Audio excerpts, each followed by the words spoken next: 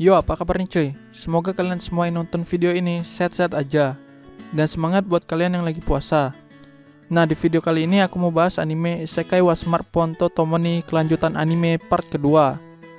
Bagi kalian yang belum nonton part ke-1-nya, lebih baik nonton terlebih dahulu, biar paham kalau aku udah bahas sampai mana. Nanti linknya aku taruh di deskripsi video. Tanpa banyak bacot lagi, ayo kita mulai pembahasannya.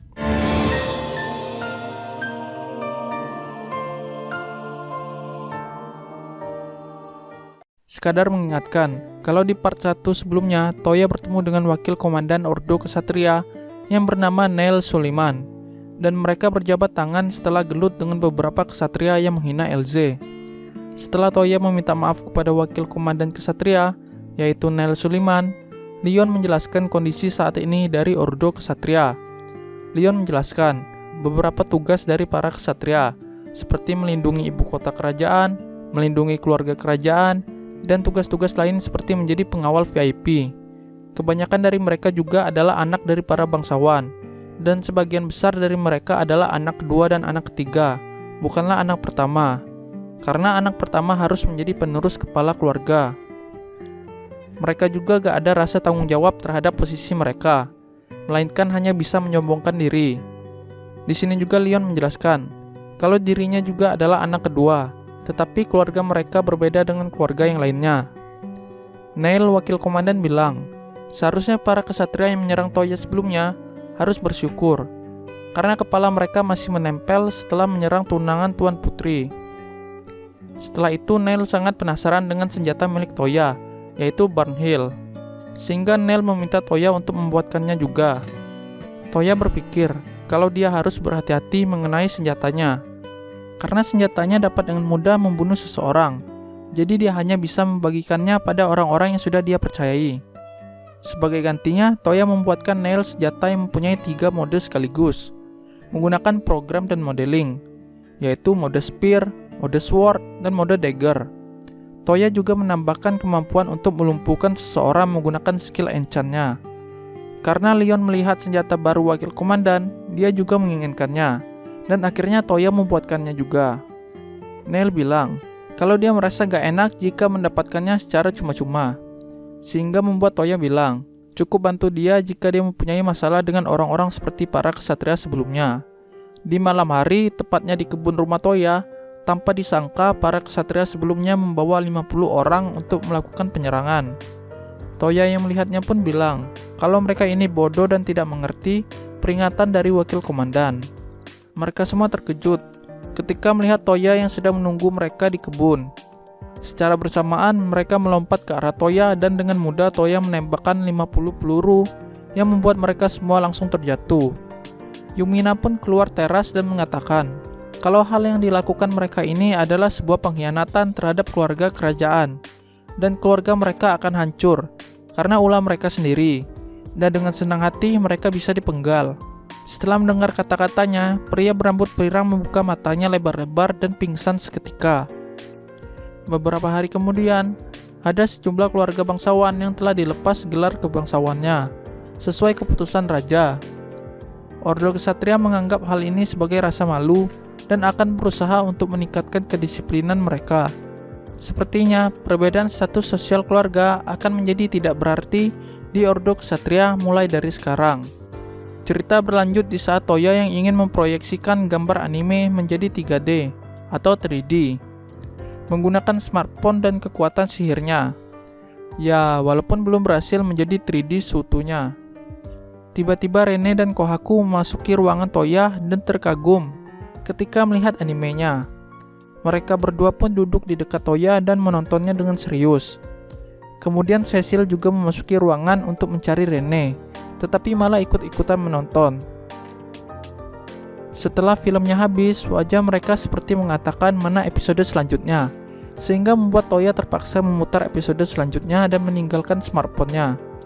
Lalu Toya pun pergi meninggalkan ruangan untuk sarapan. Lapis menanyakan, di manakah Cecil dan Rene dengan wajah yang marah.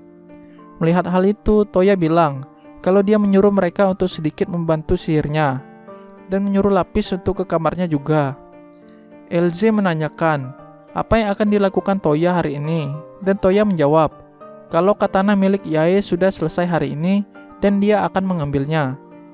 Lalu ketika Toya sedang mengobrol dengan Elze dan Linze, di sini terdapat fakta menarik. Kalau mereka berdua bukan berasal dari Belfast, melainkan dari Kekaisaran Rifuruzo, atau lebih tepatnya berasal dari bagian timur negara itu, yaitu sebuah kota kecil dekat perbatasan Belfast. Mereka dibesarkan oleh paman dan istrinya yang menjalankan perkebunan di Colet. Orang tua mereka sendiri sudah meninggal karena penyakit saat mereka masih kecil. Setelah mengobrol, mereka pergi menuju kamar Toya dan lagi-lagi mereka semua jadi menonton anime. Karena ini harus diakhiri, maka Toya mematikannya dan berjanji kalau nanti setelah makan malam dia akan melanjutkannya lagi. Setelah itu Toya pun pergi bersama Yae ke Insen untuk mengambil katana pesanannya, dan Toya malah membayarnya lebih banyak dari yang dijanjikan. Cerita berlanjut di saat semua orang selesai makan malam dan bergegas menghampiri Toya untuk menonton anime lagi. Mereka semua terdiri dari para tunangan Toya, pelayan, bahkan binatang panggilan sekalipun ikut nonton bareng. Dan ini sedikit berbeda dari sebelumnya, karena durasi videonya 1 jam. Toya mematikan lampu dan membuatnya seolah-olah berada di bioskop, dan ternyata mereka dengan sangat asik menonton filmnya. Menurut Toya sendiri, di dunia ini gak ada hiburannya, sehingga hal itulah yang membuat mereka sangat tertarik pada hal semacam ini. Di chapter selanjutnya, setelah sekian lama, Toya kembali mengunjungi Silver Moon di Rifureto. Ternyata Mika dan yang lainnya sedang bingung memikirkan cara untuk menarik para pengunjung, karena mereka awalnya menggunakan shogi, tetapi tidak cukup bagus publisitasnya.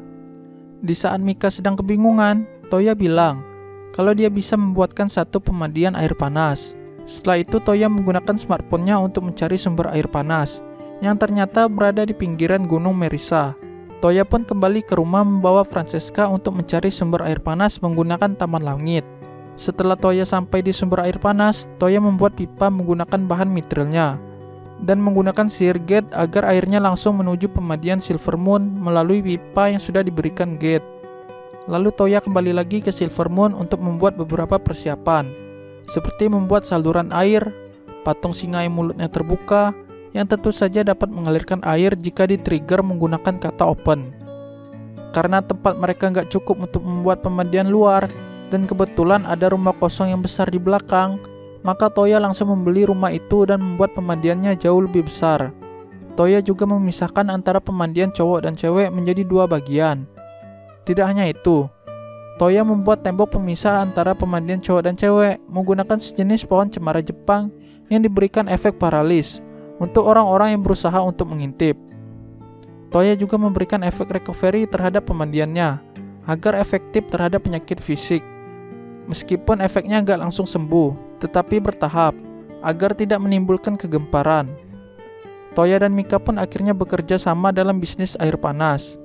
Lalu Toya menyuruh Mika untuk memanggil orang-orang kenalannya untuk uji coba terhadap pemandian air panasnya, dan tentu saja kali ini gratis.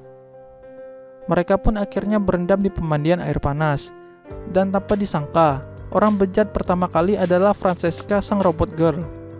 Karena dia mau menggosok punggung Toya, maka dia berusaha menaiki dinding menuju pemandian pria. Dan kocaknya saat dia sedang memanjat, dia malah terkena efek paralis. Cerita berlanjut di chapter 80 arc 11, di mana saat itu Lin atau Rin datang secara tiba-tiba dengan wajah semangat ke ruangan makan, dan mengatakan kalau dia sudah berhasil menemukan tempat yang sudah lama mereka cari, yaitu reruntuhan Babylon. Lin bilang kalau di sebelah selatan Misumido, tepatnya di seberang lautan pohon, ada negara terik yang bernama Kerajaan Sandora. Nah, padang pasir Rabi ada di sebelah tenggaranya. Toya merasa dipermainkan oleh profesor, karena sebelumnya adalah laut dan sekarang adalah padang pasir. Karena dia bisa melihat masa depan, mungkin saja dia sekarang sedang menertawakan Toya. Sebenarnya si Toya masih ragu untuk mencari reruntuhan yang lainnya atau tidak. Tapi karena mungkin di kemudian hari dia memerlukan kekuatan Babylon, maka dia memutuskan untuk mencarinya. Toya dan yang lainnya pun pergi dari Belfast menuju reruntuhan menggunakan Taman Langit. Karena di Taman Langit sekarang ada rumah kosong baru, Toya dan yang lainnya memutuskan untuk membersihkannya dan memperbaikinya, sambil menunggu sampai di tempat tujuan. Di perjalanan, mereka juga melihat beberapa orang yang sedang berjalan di atas gurun yang sangat panas. sambil mengenakan pakaian yang robek. Toya pun ingin membantu mereka, tetapi dihentikan oleh Francesca, karena nggak mungkin mereka muncul di depan begitu saja dan mengungkapkan keberadaan Babylon. Tanpa disangka muncul monster Sandcrawler, yaitu monster magical beast yang berbentuk seperti cacing tanah raksasa, yang bagian kepalanya adalah mulut semua, dan mempunyai taring yang sangat tajam. Ketika mereka melihat para korban yang sedang di padang pasir, terdapat 3 orang di antara para korban yang mengacungkan pedang dan kapak. Tetapi situasi mereka tampak buruk. Sepertinya mereka juga tidak memiliki seorang penyihir. Dengan cepat Toya turun ke bawah menggunakan gate. Dari atas langit, Toya menembakkan hujan peluru menggunakan barnhill-nya, yang pelurunya telah diberikan sihir explosion. Dan ketika Toya sudah mendarat di padang pasir, Toya menggunakan sihir baru yang telah diajarkan Lindsay, yaitu sihir air, Aqua Cutter, yang membuat tubuh para monster terpotong-potong dan mengeluarkan cairan menjijikan yang banyak.